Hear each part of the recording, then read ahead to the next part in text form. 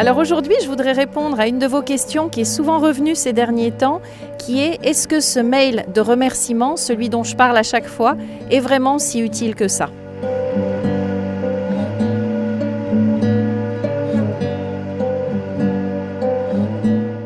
Alors je vous dirais oui, le mail de remerciement est extrêmement utile, c'est un vrai outil dans votre recherche d'emploi. Pourquoi ? Parce qu'il y a seulement une personne sur 10 qui le fait, donc autant que ce soit vous soyez ce candidat-là. Ensuite, c'est dans votre positionnement. Certes, si vous vous positionnez comme un candidat face à un examinateur, jamais vous n'enverrez de mail de remerciement à un examinateur. Par contre, si vous êtes un professionnel face à un professionnel, là, dans ce cas-là, ça a un vrai sens d'envoyer un mail de remerciement. C'est ce que font d'ailleurs les commerciaux après avoir rencontré des clients potentiels. Donc, soyez dans cette démarche-là du mail de remerciement.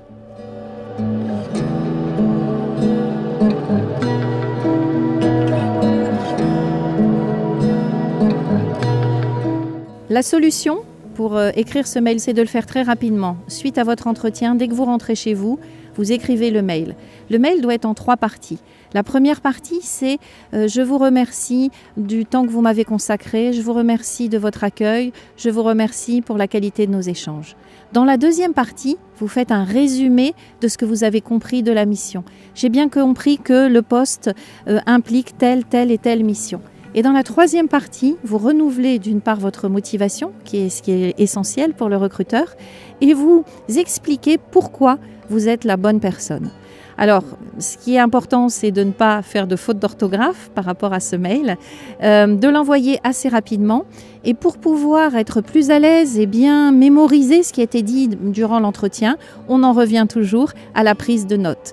Prendre des notes en entretien vous permettra de réaliser un bon mail de motivation. Un petit secret qui peut rendre ce mail encore plus impactant par rapport au recruteur.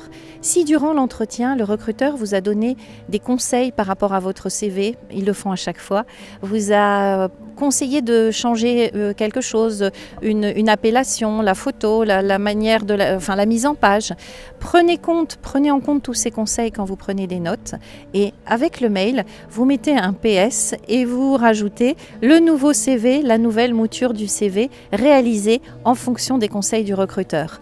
En faisant ça, vous créez une alliance. Donc en gros, votre post-scriptum, c'est « Je profite du présent mail et je vous remercie pour les conseils que vous m'avez donnés. Je vous envoie la nouvelle mouture de mon CV. » Ça crée vraiment une alliance avec le recruteur. Que se passe-t-il quand il reçoit ce mail, puisque vous êtes un des seuls à l'envoyer ? Eh bien, vous passez en haut de la pile.